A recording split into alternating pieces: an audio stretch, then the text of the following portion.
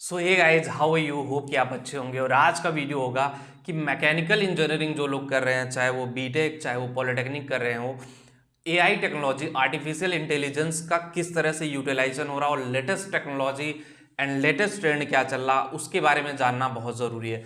अगर आप mechanical engineering कर रहे हो या पास आउट हो, अगर आपके अंदर ये स्किल नहीं है तो शायद आपको जॉब लेने में दिक्कत होगी। तो चलिए मैं बताता हूँ कि क्या क्या परिवर्तन, क्या क्या बदलाव हो गया है आपका एआई टेक्नोलॉजी आ जाने से। तो सबसे बड़ी बात हम बात करते हैं, एआई टेक्नोलॉजी बेसिकली क्या है। चैट जीपीटी है, और चैट जीपीटी का यूटिलाइजेशन गैस इतना भयंकर तरीके से हर इंजीनियरिंग सेक्टर में हो रहा है। पहले हमें लगा था कि सिर्फ अफेक्टेड है भैया सॉफ्टवेयर इंडस्ट्री, बट अब क्लियर हो गया ना, अगर सॉफ्टवेयर इंडस्ट्री अफेक्टेड है तो उसके अलावा और भी इंडस्ट्री है। उसमें मैकेनिकल इंजीनियरिंग की बात करते हैं तो सबसे पहला एक एक पॉइंट में हम समझते हैं डिज़ाइन ऑप्टिमाइजेशन। जो एल्गोरिथम है एआई का, वो डिज़ाइन को और भी एनालिसिस करता है। उसका जो मशीन लर्निंग लैंग्वेज है, जो भी डिज़ाइन हम बना रहे हैं, कार की या बाइक की या किसी भी चीज़ की हम डिज़ाइन बना रहे हैं, तो एआई जनरेटिव डिज़ाइन है जो कहीं ना कहीं पहले जो डिज़ाइन बनता था उससे 500 गुना बेटर है। तो सोचो ना, जो लोग डिजाइनिंग में जाना चाहते हैं, भाई एआई जनरेटिव डिजाइनिंग एल्गोरिथम आपको सीखना पड़ेगा। जनरेटिव डिजाइन कर ले। AI driven design tools assist engineers to explore in a vast range of designing. मतलब पहले वो होता नहीं था कि हम सोच रहे हैं भाई, अब आप सोच रहे हो उसका 500 ऑप्शन आपके सामने एआई रखेगा कि भाई आप जो सोच रहे हो उसके, मेरे और आपके सोचने के तरीके में 500 जनरेशन का फर्क है, वो चीज़ें आपके सामने रख देगा। शायद जो चीज़ें आप माइंड में इमेजिन कर रहे हो, अगर वहाँ थोड़ा सा भी बनाओगे, एआई आपके सामने वो रखेगा ऑब्जेक्ट का। तो जनरेटिव डिज़ाइन भी काफ़ी अहम पार्ट है। उसके अलावा आग जाते हैं मेंटेनेंस में। Maintenance, AI powered predictive maintenance system leverage sensor data, historical performance data and machine learning language के थ्रू इक्विपमेंट्स कितना फेल होगा, कौन सा इक्विपमेंट काम कर रहा है, इक्विपमेंट की इफिशियंसी कितनी है, ये सारी चीज़ें जो मेंटेन की जाएगी वो predictive maintenance AI powered maintenance के द्वारा किया जाएगा।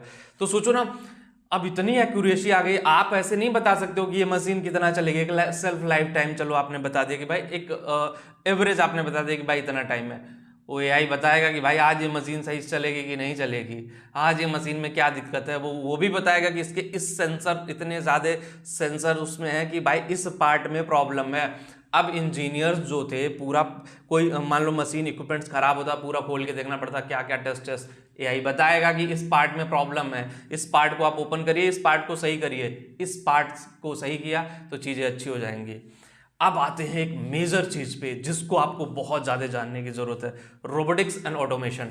रोबोटिक्स एंड ऑटोमेशन में बहुत ज़्यादा बदलाव हो गया। पहले के जो रोबोट आते थे उससे मैं बता दूं कि 20% एडवांस रोबोट अभी आ रहे हैं। रोबोटिक्स एंड ऑटोमेशन का बहुत ज़्यादा रोल है, क्योंकि आप देखते हो कि सिंक्रोनाइजेशन वे में गाड़ी आ रही है, उस पर चीज़ें लग रही हैं, रोबोट उठा के लगा रहे हैं, सीट कवर लगा रहे हैं, ऊपर वाला फ्लोर लगा रहे हैं, गद्दी लगा रहे हैं, इंजन लगा रहे हैं, बहुत सारी चीज़ें वो एक पाइपलाइन में ऐसे ऐसे रोटेट होती रहती हैं।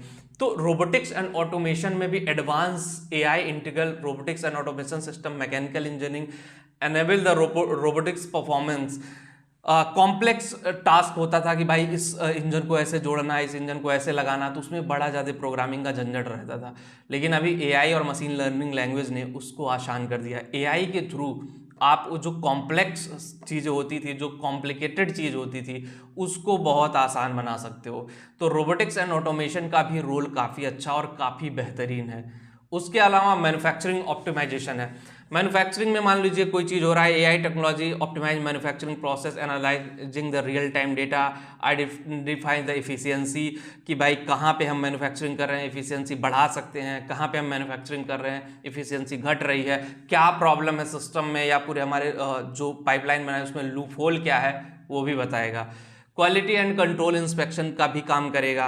एनर्जी इफिशियंसी एंड सस्टेनेबिलिटी की भाई कि कितनी AI algorithm use for optimise the energy consumption, भाई कितना हमारे एनर्जी दी जा रही है, कितना आउटपुट आ रहा है, एनर्जी का कहाँ लॉस हो रहा है, कौन सी एनर्जी कहाँ देनी चाहिए। ये एक सिस्टम होता है भाई मैकेनिकल इंजीनियरिंग में, तो वो होना चाहिए।